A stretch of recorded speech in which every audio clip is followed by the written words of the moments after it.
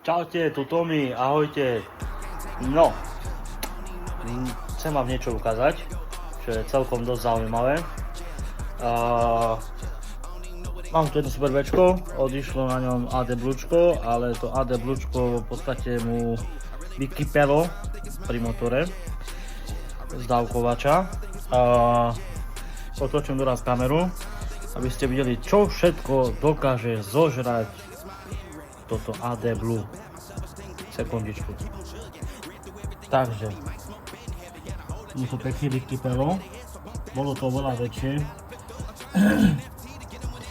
Som musel to zbiť, pozrite, v akom stave je rozvodový remeň. Blbom, všade samé AD Blue, všetko masné, na remenici AD Blue, všade.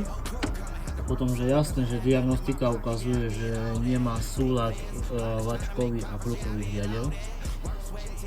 Keď máte nahromadené takýto prášok na plukovom riadeli, na uzubení plukového riadela, je jasné, že kľudne môžu preskočiť rozvod aj okolo zuba, respektíve o zub. Čiže tak. Vyhýbajte sa takýmto problémom, keď uvidíte, že vám niečo robí to AD Blue, že vám sa vytvára nejaká kôpka tu na túto, tak v podstate riešte to čím skôr, pretože môžete si odžubať presne takisto rozvody, hej. To auto má len 100 dáčo, 1190 000 možno, alebo tak nejak. Akože na kamere to až tak nevidno, ale v skutočnosti to je strašne rozbité. Všade samé AD Blue, na zemi AD Blue, na krytoch AD Blue, všade AD Blue, všade AD Blue.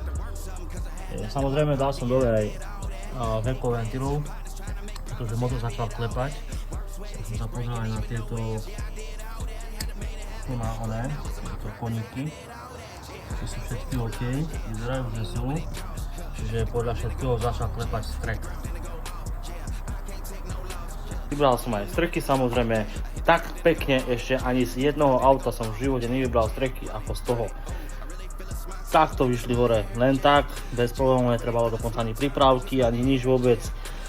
Celý som mokrý, spotený, riňavý, celý som od AD Blue, ale máme to rozobraté, zistili sme príčinu, takže tak, čaute.